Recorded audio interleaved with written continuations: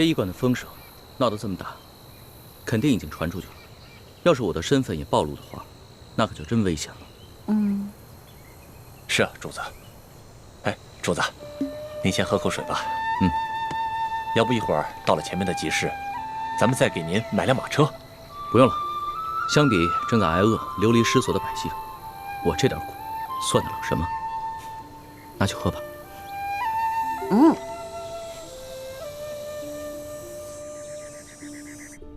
大人，卑职还探听到一个重要情况：与龙大人同行的还有一个年轻神秘的女子，一直戴着面纱，深居简出，闲杂人等一律不能靠近，就连钦差大人都对她礼遇有加。哦，连钦差大人都对她礼遇有加。这么说的话，这个女人的身份比钦差还尊贵了。是了，这个女人就是舒建的独生女儿舒婉心。舒婉心？大人，舒婉心不是前几个月选秀进宫了吗？我听说这个舒婉心刚一进宫，就得到了皇上的圣宠，先是被封为了丽人，很快又被加封了丽嫔，现在她入主永和宫啊。所以说呀，这个龙大人对她礼敬有加，那也是说得通的。可依大清律令，后宫嫔妃若非伴驾，不得离京，违令者死罪。大清的律例是死的，但这个人是活的。这个皇上对这个舒建是宠爱有加，皇上见他危在旦夕，让龙大人悄悄地护送这个丽嫔出京看他的父亲，也不是没有这个可能的。大人，舒建的灵柩已被钦差大人他们护送回太原安葬，届时卑职以吊唁为名，亲自到舒府去查探，探清这个女子的身份究竟是不是舒婉心。这个舒婉心我虽然是没见过，但听别人提起过。听说这丫头外柔内刚，极有主见。她既然知道我们跟她爹是死对头，那现在舒建死了，她会跟咱们善罢甘休吗？她必定会逼着龙大人彻查舒建之死，咱们再使银子只怕就不灵了。那咱们就一不做二不休。这个丽嫔娘娘看见自己的父亲惨死，由于哀伤过度，香消玉殒，也不是不可以的嘛。大人，这丽嫔娘娘不过一介弱女子，就算她再恨大人，这后宫不能干政，她也不能把大人怎么样。大人何必要冒这个风险呢？我的孟护卫啊，你乃是一个江湖中人，所以说呢，这后宫之中权势的奥妙不是很明白。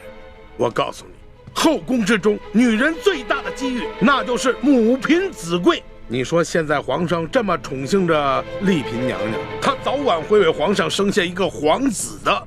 到那个时候，那丽嫔娘娘能放过我们吗？能不报复我们吗？所以啊，我们现在要尽早的除掉她。说得对，先锋。斩草必须除根。趁着舒建死了，舒府上下现在人心惶惶，我可以趁机收买他几个下人，将来无论咱们想干什么，那都有个准备，不是？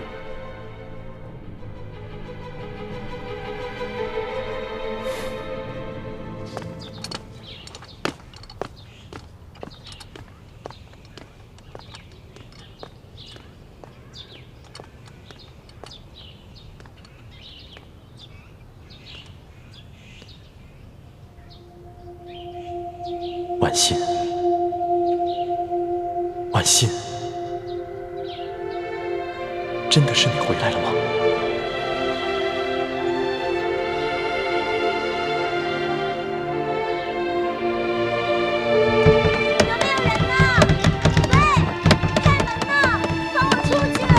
有没有人呢？喂，有没有人呢？切，放我出去！还想出去？放我出去！喂，有没有人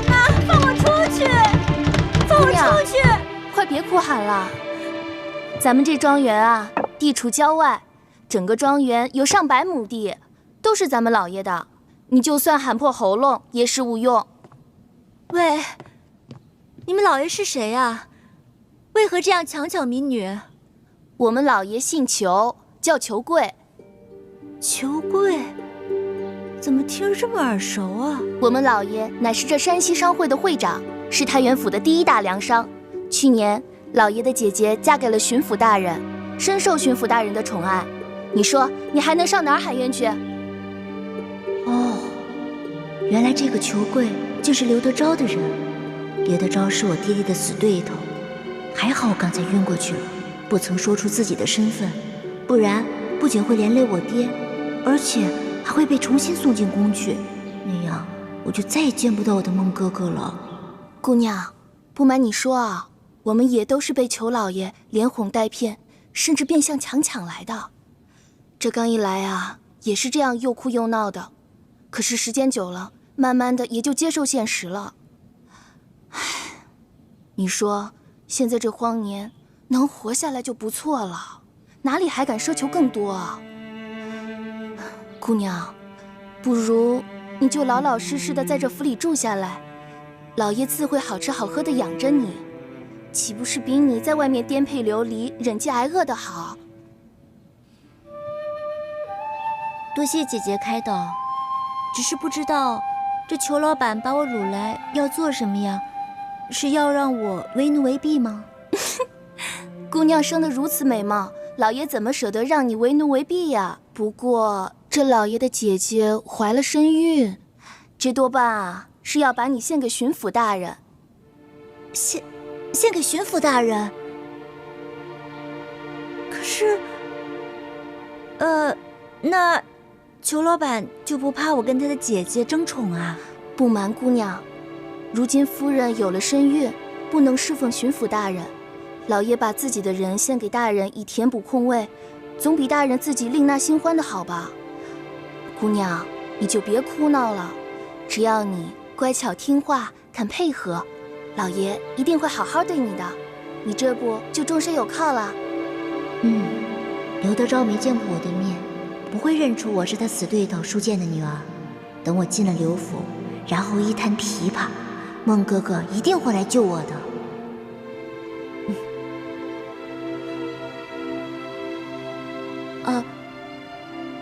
谢谢姐姐，我听你的劝，我会听裘老板的话，好好服侍巡抚大人的。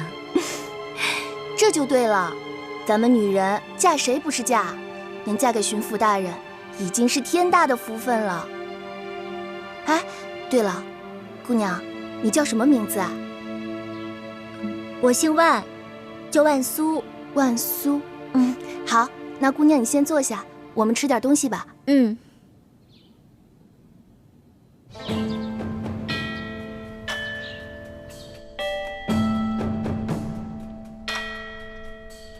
左图说，李氏兄妹倒是没什么异常的举动，对皇上也算是忠心呢。不过呢，这舒建呢，居然在皇上的眼皮底下被人害死了。皇祖母，这暗杀舒建的幕后主使，不只有刘德昭，还牵涉到吴三桂。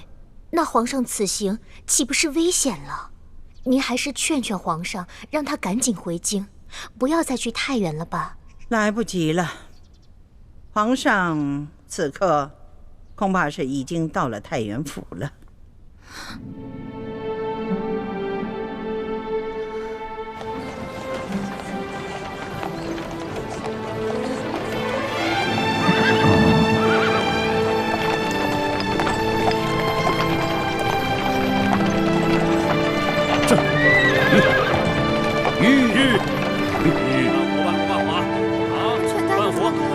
这钱不够。老板，能不能多给点？半壶不错了，这点钱明天半壶都买不了。你行行好吧。给他半壶。老板，你这钱不够。太原不是山西的首府吗？怎么这么萧条啊？给他。谢谢老板。老板，行行好吧。天没钱，还想滚蛋！老板，我已经5天没吃东西了。怎么买啊你？大姐，请问你们这是在做什么呀？哎，买米啊！谢谢。买米？这城中只有这一家粮铺吗？为什么要排这么长的队伍啊？这位小兄弟啊，您是过路的外地人吗？难道您不知道这里遭遇了几10年不遇的旱灾？这个我当然知道，只不过这朝廷不是已经调拨了赈灾粮吗？你们都没有领到吗？你还说朝廷的赈灾粮，我们一粒都没见到，只看到这米铺的米价，倒是翻了翻的往上翻跟头。吃不起饭了。老板，这儿的米怎么卖啊？你们那边不是有告示吗？自己看去。还要涨价呀？半壶，给他半壶。好嘞，半壶，后面跟上。是啊，饭都吃不下去了。后面跟上，给他半壶。行了，走吧。米卖每斗2000钱。下一个。哎，接着点儿。老大，你什么时候下来？哎，你以前跑江湖的时候，这米卖什么价格？那要看是丰年还是小年了。如果是丰年的话，一升差不多每升约10到12钱，1斗是10升，所以差不多就是100到120。但如果是小年的话，收成不好，那价格会翻1倍，差不多每斗200到240钱。龙小弟，你知道2000钱意味着什么吗？不强。若在以往啊，能买头猪了。不行，走。主子，下一个，您先别着急啊，咱们还是先办完舒总兵的事儿吧。走，要买赶快啊！明天又不是这价了，快点啊！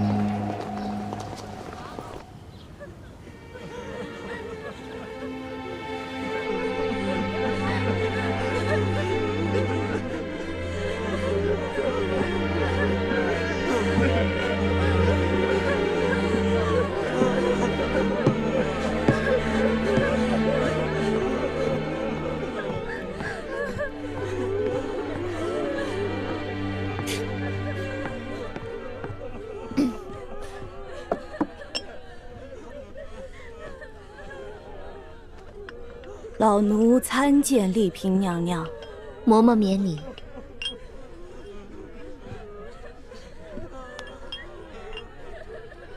娘娘可要节哀，娘娘比之前在家里清瘦了许多，下巴都尖了，闻这个味道了。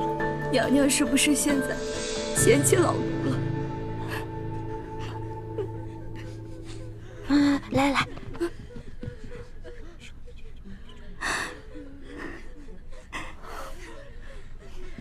知道了吗？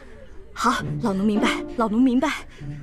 娘娘，您好生将养身子，奴才先告退了。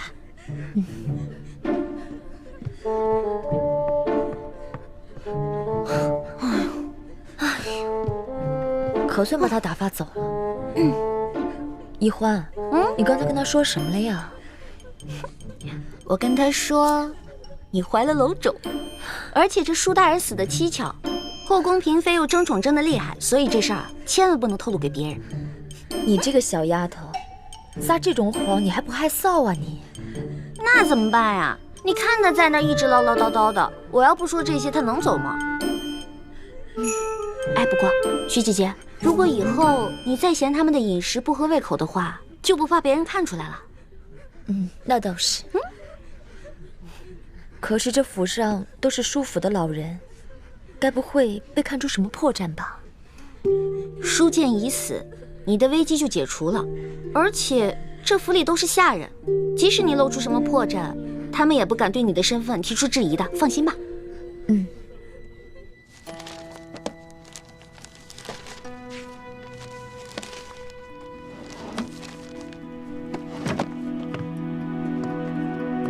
主子，整个书房已经翻了几遍了，没找到什么有价值的东西。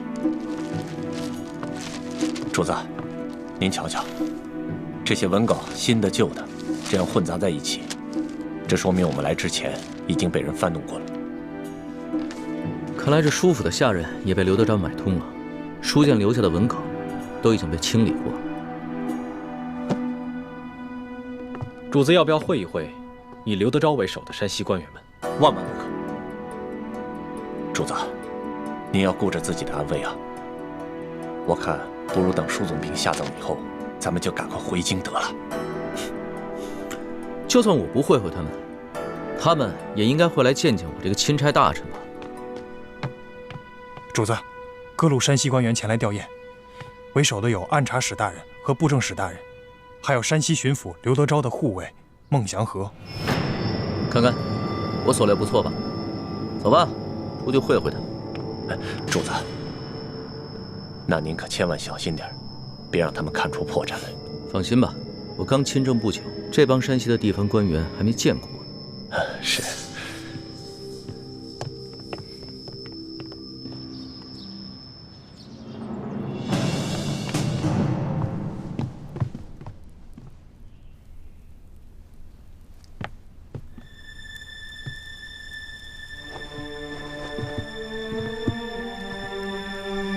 参见丽嫔娘娘。免礼。谢娘娘。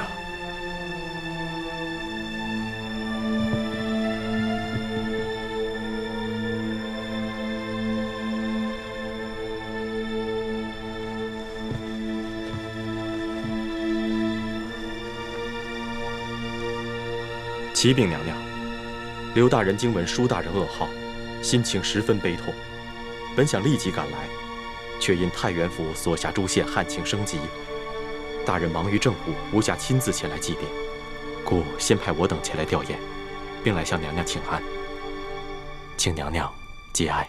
皇上破例恩准本宫回乡葬父，此乃皇恩浩荡，本宫感恩不尽。但此事不宜声张，也不便劳烦诸位大人，还请诸位大人代本宫向刘大人致谢。刘大人与家父同僚数十载，感谢他对家父的关照。在下一定将娘娘的话如实禀报刘大人。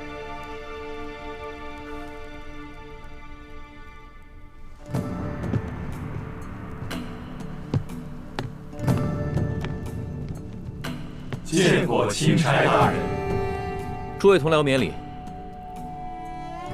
龙大人奉旨前来查办舒大人遇刺一案，刘大人托下官转告龙大人，我等山西地方官员将全力协助龙大人查案，若有需要之处，敬请吩咐。那就多谢刘大人和诸位同僚了。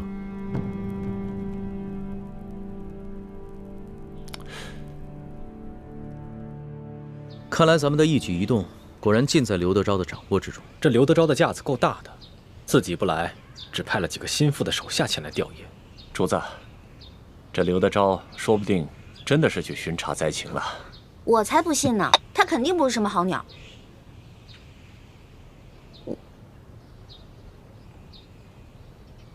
主子，奴才有句话，不知道当讲不当讲。这不是在宫里，这么小心翼翼干嘛？有话只管说。主子，我们出来所遇到的事情，虽无真凭实据，可桩桩件件都很难说跟刘德昭没有干系。这随便挑出一件就够砍他脑袋，如果全都加起来，他有100颗脑袋都不够砍呐。所以，我怕他知道了主子的真实身份，会狗急跳墙，做出大逆不道的事情来。主子，您要是听到什么，看到什么，可千万要忍着，万事等咱们回了宫再计较啊。这山西太原是刘德昭的地盘，咱们确实得小心一点。主子，听说外头饥民在闹事，把整个府衙都包围起来了。走，看看去。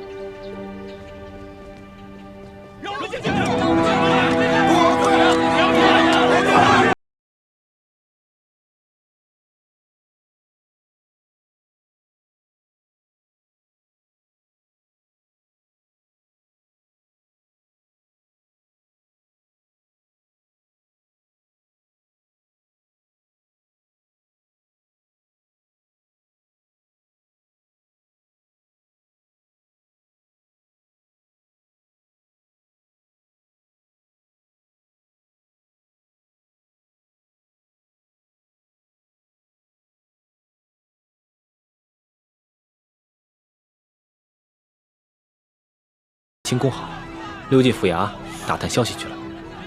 这个丫头真是不让人省心。你带人去找找，别出什么意外。好。乡亲们，听我说一句，稍安勿躁。想见刘大人可以，可是今天呀，他出去巡查了，你们围在这儿于事无补嘛。要是再不出来，我们可就冲进去了。对，冲进去，冲进去！后退！都不想活了是吧？后退！我看谁敢上来！给我拦住！后退！嘘，拦住！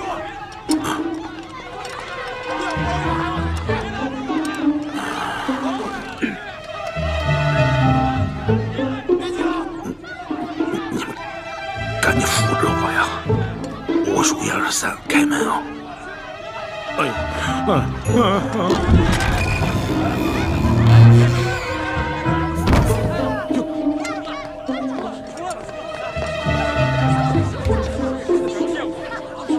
乡亲们，你们不是要见刘大人吗？刘大人来了！我告诉大家啊，今儿个天没亮，刘大人就去巡查几个受灾最严重的县，到现在呀，米水未进。大家看看，一脸菜色，啊，都饿瘦了。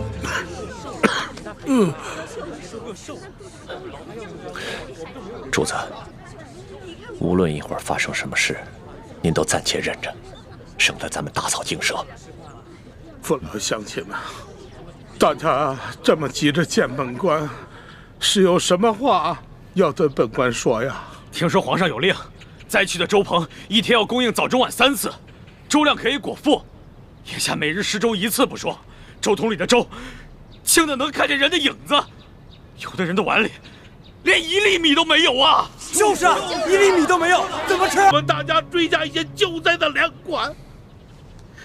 乡亲们呐，我有愧啊，我刘德昭有愧大家，愧对大家呀！难道朝廷真的没有给咱们拨付粮款吗？你看刘大人的脸色，的确像是多日不曾吃饱饭了。咱们那小皇帝一定忙着对付鳌拜去了，哪里还管得了我们的死活？乡亲们啊，我掏去心窝子说句实话，如今朝廷也有朝廷的难处，受灾的不只是咱们山西、山东、直隶、河南、河北，同样是遭受了旱灾呀。想来，这当今的皇上，恐怕也是焦头烂额呀。可是，朝廷难道就眼看着我们老百姓饿死？皇上在紫禁城里，一餐就有几十上百道菜，哪里知道我们老百姓吃糠咽土的苦处啊！唉，哪朝哪代不是朱门酒肉臭，路有冻死骨啊！诸位乡亲啊，大家稍安勿躁。现下朝廷正在积极地筹措新的赈灾的粮款，乡亲们，再忍耐忍耐，大家再等一等。虽然本官不才，但是本官要与你们大家一起硬扛着，期盼着、等待着这个老天爷能够给我们开恩垂怜。乡亲们，情况大家都看到了，你们围在这儿没有用啊！刘大人他一双手变不出来粮食，啊，大家呀得同甘共苦，对不对？散了吧，啊，散了吧。乡亲们，刚才我已经吩咐过周鹏了，啊，从本官的府上拿到仅有的几袋粮食，今夜给大家多设几桶粥。大家放心，我呢继续发文催促着朝廷，尽快给大家追加一些救灾的粮款，好吧？你们抬头看看啊，如此炎热的天气，乡亲们，大家都省下气力啊，都散了吧，回去歇着啊！哎，歇着，散了吧，散了吧，散了吧，啊，散了吧。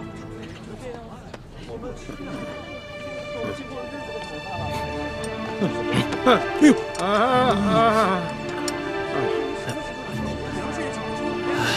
散了吧，走。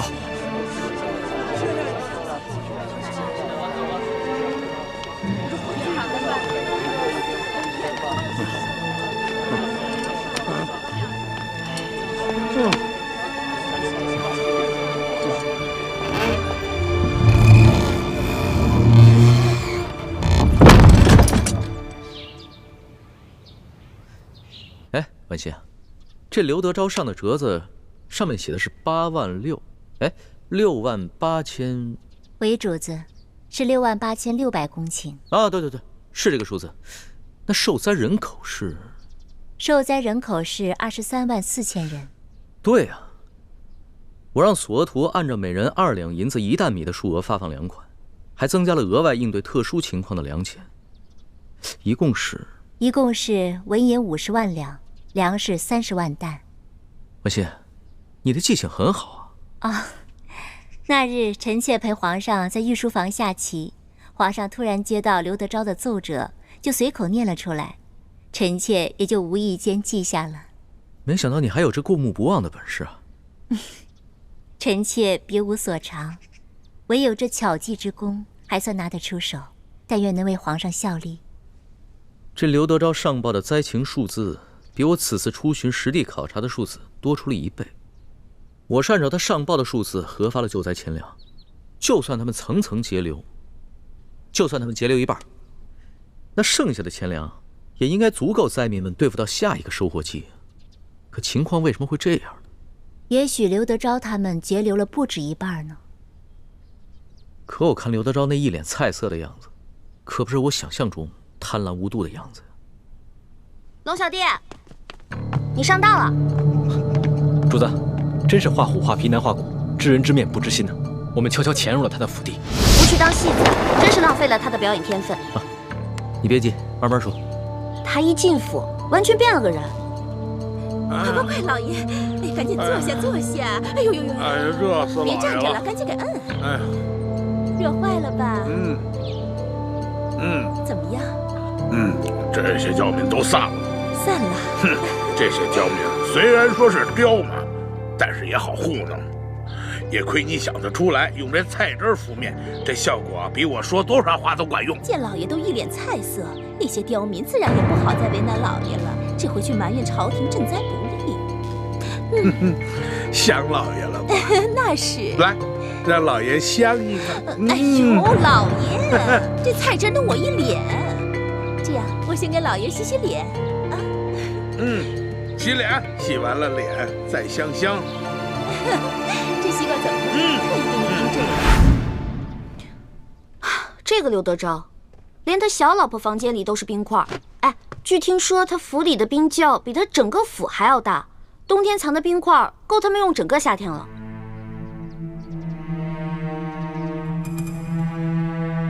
随后，刘德昭把按察使大人、跟布政使大人等几个亲近的官员，还有几个大粮商们召集起来，开了一个会，商议对策。大人，下官已去了书府吊唁，会过了钦差龙大人。他是奉了皇上的密旨，前来调查书剑遇刺一案。钦差龙三来我山西太原府办案，却不来我这知府召会一声。看来这个人也是一个拿枪做事不好相处之人呐。哼，你们以后办事一定要小心，不要让人家抓住咱们什么把柄。大人放心，那钦差只是针对书剑遇刺一案，那义成已经自尽，死无对证，他也奈何不了咱们呐。别的钦差呢，我多少知道点背景，多少呢能够找出点突破口来。唯独这个钦差龙三，我从未听说过。我这心里着实还有些不踏实。大人放心，我等已发动京城的所有关系来打探这个龙大人的背景了。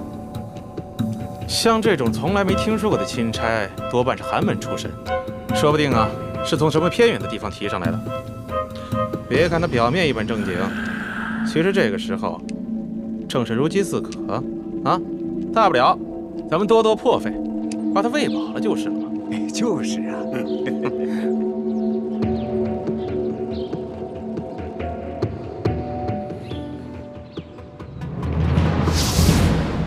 好，我倒要看看他怎么才能喂饱我，看看他到底能出多少价钱。他们这些人在如何对付钦差方面，显然是经验丰富的。他们对于主子的到来有所警惕，但并不十分在意。很快就转移了话题，开始商讨继续哄抬粮价，用赈灾的粮食再狠捞一笔，同时上旨夸大旱情，向朝廷索要更多的赈灾粮款。对于那些带头闹事的灾民，则派人暗杀。对了，他的小舅子裘贵也在其中，说是圈地任务已经完成了，杨怀村那块地，如今已经是刘家的产业了。这样，我要以钦差大臣龙三的名义去见刘德昭，让他放银放粮。主子，您切莫冲动啊！您手里那道圣旨写得清清楚楚的，您来这趟就只是调查舒总兵遇刺一案，可没说让您插手山西的政务啊。而且，刘德昭他们早就把赈灾的粮款从官仓中转移了，到时候他带着主子去空空的粮仓银库转一圈，推说那些粮款早已发放完毕了，主子又能奈何？那我就让他交出已经核发粮款的账册。哎呀，可是主子，您这手里没有圣旨，越权插手地方政务，刘德昭他根本不会买您的账，不可能交出账册来的。刘德昭要伪造账册也容易，到底有多少灾民？这些灾民姓氏名谁，家住何处？难道主子还有功夫一一去查验吗？这样，我们先想办法查出那些赈灾银、赈灾粮存在什么地方。等有了银钱以后，就好逼他发放了。龙小弟，这点我跟大哥早就想好了，而且我们已经查到地方了。真的？我早就说过，在宫里是你罩着我，出了宫可就是我罩着你啦。据说这个刘德昭的小舅子裘贵是太原府最大的粮商，所以一等他们开完会，这个裘贵啊，在城外有一座庄园，庄园里面有10几座粮仓，里面全都是粮食。今年大旱，他的粮仓里面哪来那么多粮食啊？还不都是朝廷调拨的赈灾粮？而且，我们在他的庄园里面还发现了一处银库，库中堆满了白花花的银两，都是5两一锭的官银。你们都不知道，那里面的耗子都比正常的猫大，糟蹋多少粮食啊！那个刘德昭不就是一只硕鼠吗？这样，咱们带着那些灾民到那个裘贵的庄园去，让灾民看到那些赈灾银、赈灾粮，我看刘德昭怎么解释。主子，在这个时候，万万不可与刘德昭发生正面冲突啊！刘德昭敢暗杀那些带头闹事的灾民，我就不信他还敢暗杀我这个钦差大臣龙三不成。皇上，你也知道您现在的身份只是个钦差大臣龙三啊，可是钦差大臣做事情哪有这么鲁莽的？有了事情不先和当地官府通气，反而要带着饥民去闹事，这刘德昭何须再需要借口暗杀？他直接就可以明着调兵遣将，把我们都给镇压了。到时候，他可以以钦差大臣带着灾民闹事的借口，把您押送回京城，说不定半路上他暗中派人假扮盗匪，把主子您给害了。这不怕1万，就怕万一啊！是啊，主子，索大人说的对，这太原不比京城，这些地方的官也不比京官，您还是不要抛头露面的好。皇上。主子，其实我们大可以不必露面，只需暗中把消息泄露给灾民即可。是我一时冲动了，虽然我不宜露面，但是我真的很想看看这个刘德昭到底是怎么应付这些灾民的。好吧，包在我身上，保准别人认不出你。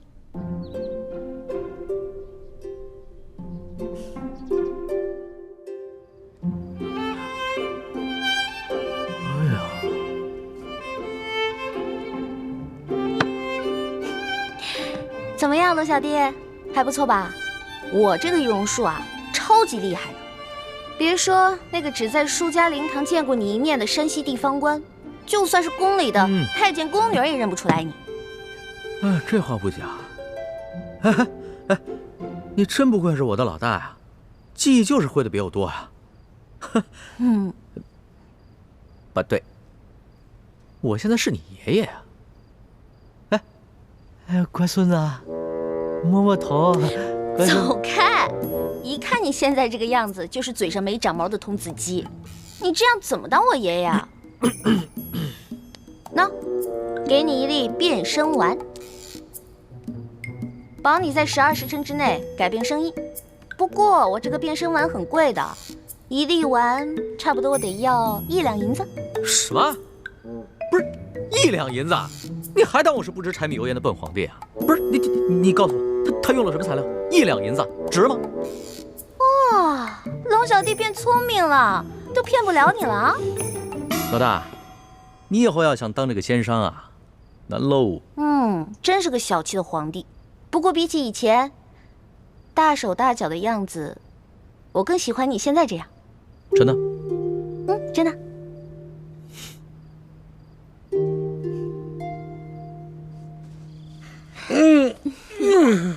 舒服吧？舒服。哎呀，没想到啊，舒婉欣这丫头还挺有能耐，进宫才2个月，摇身一变成了丽嫔娘娘。你这个小蹄子，怎么眼馋了？我有什么可眼馋的？咱们老爷不就是太原府的皇帝？咱们府里吃穿用度可不比那皇宫里差。你这小嘴巴巴的，还挺会说嘛。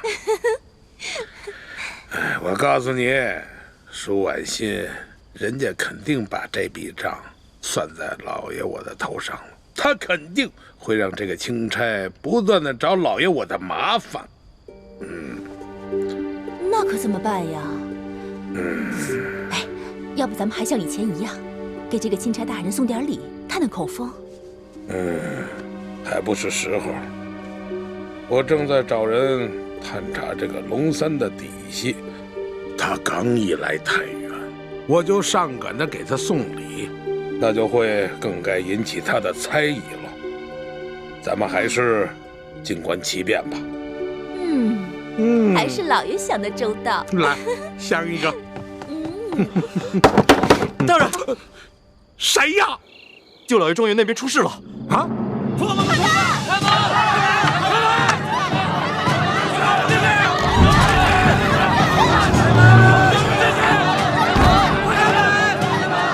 既然主说没有私吞朝廷的赈灾银两，就把庄园里的仓库全都打开，让我们大家瞧一瞧，对不对？对！打开！让我们进去！给我们个说法！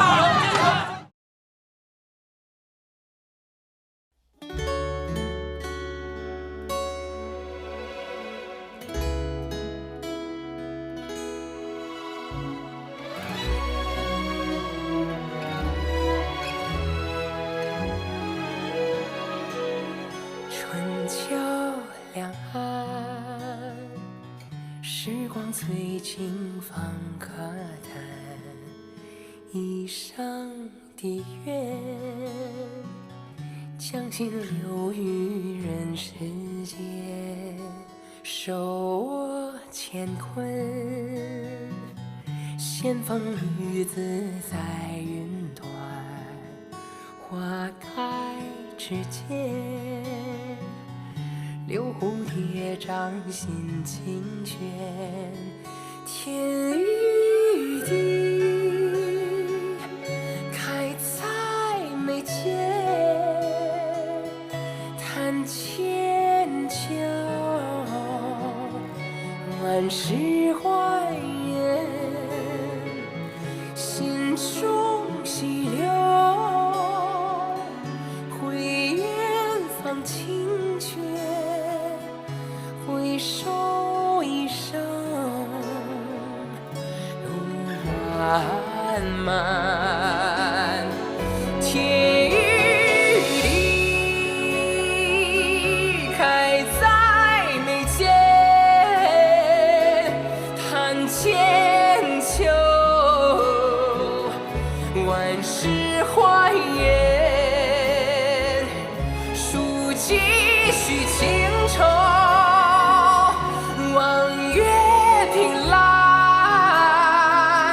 星辰如梦，心缱绻。